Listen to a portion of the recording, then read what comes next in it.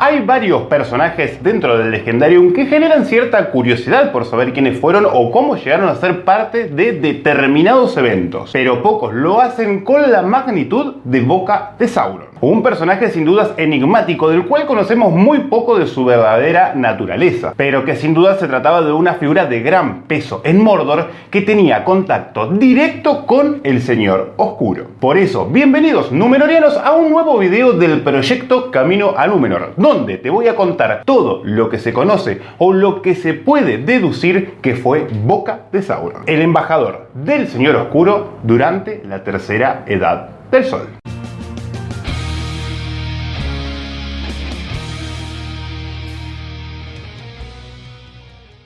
Antes de arrancar te hago una aclaración. Si aún no leíste el libro del Señor de los Anillos, probablemente no conozcas o tengas una visión distorsionada de este personaje que, si bien aparece en la trilogía de Peter Jackson, lo hacen en la versión extendida del Retorno del Rey. En las películas el final de este personaje es bastante cuestionable y acá te dejo un video para que saques tus propias conclusiones al respecto. Dicho esto, volvamos al video. Resulta muy curioso que un personaje que tiene una muy breve participación durante la Guerra del Anillo tenga una historia tan particular para contar. Su mismo nombre genera una contradicción asombrosa que en lo personal me hace bastante ruido y que te la voy a contar al final de este video. Boca de Sauron es aquel que habla en nombre de su señor cuando el ejército de la Confederación de los Pueblos Libres del Oeste, comandada por Aragorn y Gandalf, se presenta en las Puertas Negras de Mordor con el fin aparente de presentar batalla como respuesta al ataque iniciado en Minas Tirith y demás pueblos de la Tierra Media. Ante la declaración de guerra del inminente rey Elessar ante las puertas del País de las Sombras, Sauron envía a su mensajero a negociar los términos de la guerra. Allí hace su aparición Boca de Sauron, que, como su nombre lo indica, era la voz del Señor Oscuro. Boca de Sauron se presentó a negociar la liberación de unos prisioneros ante las Puertas Negras de Morannon. Quienes lo observaron vieron una figura alta y maléfica en una criatura negra que parecía un caballo.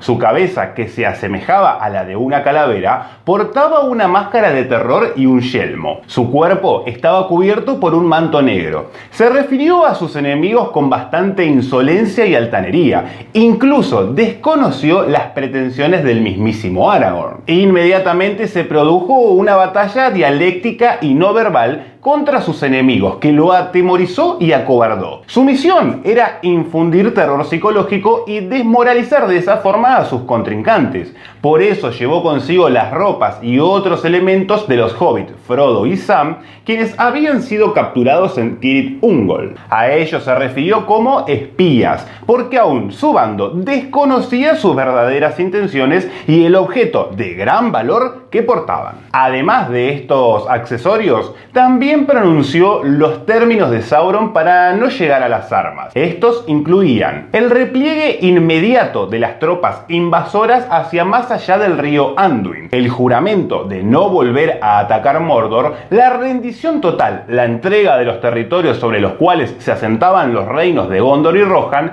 y el compromiso de ambos reinos de someterse y tributar a Mordor. Por supuesto que Boca de Sauron sabía que su misión aparente no iba a ser exitosa, pero aún así su objetivo oculto también fracasó de forma parcial, porque a partir de la información que brindó en la conversación, el ahora líder de los Istari sacó conclusiones positivas. Ante la negativa de los líderes enemigos de aceptar tal acuerdo, Boca de Sauron se replegó hacia el interior de Mordor y dio la orden de atacar a los ejércitos negros. Sin lugar a dudas que para esa misión Sauron no solo necesitaba un sirviente completamente leal y de confianza, sino también un soldado hábil en términos diplomáticos y políticos que pudiera llevar a cabo esta falsa negociación. Para esto seleccionó a Boca de Sauron, quien se presentó como mensajero y embajador, es decir, aquel que lleva mensajes en nombre de un reino. Pero también, mediante el cronista, sabemos que era un poco más que esto. Boca de Sauron era el lugarteniente de Barad-dûr, un cargo sumamente importante dentro de la política de la Tierra Media, que significaba ni más ni menos que la persona con autoridad y poder para sustituir momentáneamente al gobernante. Durante la primera Edad del Sol, el mismísimo Sauron había sido lugarteniente de Morgoth cuando le encomendó la fortaleza de Angband, en la que finalmente se recluyó tras la destrucción de Utumno. El Señor Oscuro de la Tercera Edad también tenía otros lugartenientes, tal vez más poderosos que Boca de Sauron, tanto en términos reales como políticos. Hablo del Rey Brujo de Angmar en la Torre de Minas Morgul y de Khamûl el Oriental en la Torre de Hechicería de Dol Guldur. Pero, a diferencia de ellos, Boca de Sauron no era un espectro del anillo.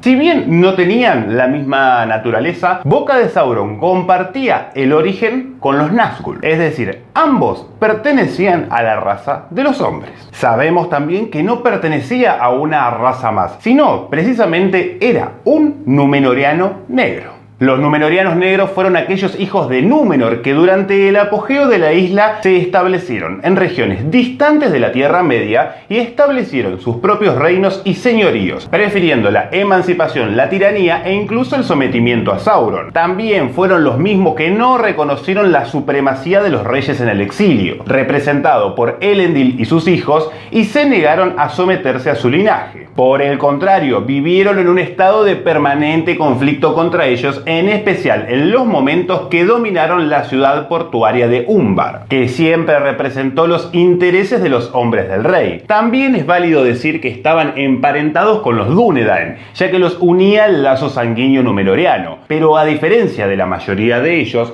rápidamente mezclaron su sangre con razas menores como la de los Haradrim, corrompiéndose y debilitando su estirpe. Pero el dato de que en la Tercera Edad todavía haya miembros que se puedan identificar como tales, implica que si bien los Númenóreanos negros licuaron y mezclaron su sangre, al menos un pequeño grupo o bien una mini realeza permaneció preservando su raza, lo que no significa que los españoles sean romanos. No sabemos a ciencia cierta del lugar preciso de donde provenía el embajador de Sauron. Se barajaron distintas teorías: un niño raptado por Sauron, un gondoriano rebelde, un destacado soldado de los ejércitos aliados de Mordor interesado por las artes esotéricas. Según los relatos de la Tierra Media recogidos por el Libro Rojo, sabemos que Boca de Sauron ingresó al servicio del Señor Oscuro cuando éste comenzó a reconstruir Barad-dûr durante la Tercera Edad del Sol. Esto es, en algún momento dentro de la década del año 2940, alrededor de 8 décadas antes de los sucesos de la Guerra del Anillo. Su edad la podemos situar alrededor de un siglo, buscando un rango joven, pero para un númenóreano, una raza con las características de la longevidad, no sería extraño. Suponemos que durante esos años se destacó como siervo en Mordor y fue ascendiendo en rango así como en poder hasta convertirse en el lugarteniente de la torre. Se volvió más cruel que cualquier orco y se transformó en un hombre de confianza de Sauron, probablemente uno de los pocos que conocía su real apariencia y sus verdaderas planificaciones bélicas durante el final de la Tercera Edad. Como buen númenóreano negro, es probable que se haya interesado en las artes ocultas para lograr la inmortalidad, o por lo menos retrasar lo mayor posible la muerte. Aprendió las magias ocultas del mismísimo Sauron. En base a lo que podemos deducir de las pocas palabras que conocemos que pronunció, sus intenciones, una vez que el Señor Oscuro hubiera tomado posesión de todas las tierras,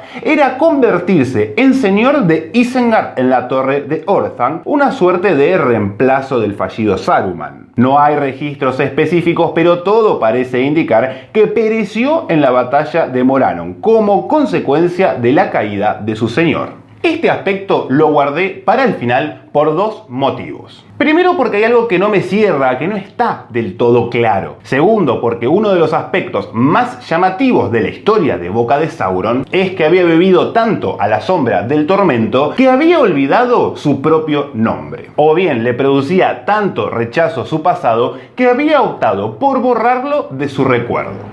Por la inexistencia de nombre, asumió el de Boca de Sauron. Y aquí el centro de la cuestión. Sabemos por palabras de Aragorn y por cómo hablaban los orcos del País de las Sombras, que pronunciar el nombre de Sauron estaba prohibido por él mismo. Esto es probable que se deba a que Sauron fue un nombre con el que lo asignaron sus enemigos, y en Quenya significaba el aborrecido. Su nombre original había quedado muy distante ya. En tiempos pasados, él había preferido nombres con connotaciones más positivas. Durante la Guerra del Anillo lo llamaban por apodos, como el Ojo. Por lo que me abre el siguiente interrogante. ¿Por qué Sauron permitiría que uno de sus mayores sirvientes utilizara un nombre que, en cierta forma, era despectivo y él mismo prohibía su uso? Tal vez hubiese sido más coherente que se autodenominara la Boca de Gorthaur, a fines prácticos el Cruel. O tal vez el Señor Oscuro mostraba que había resignificado ese apodo insultante y ahora lo ostentaba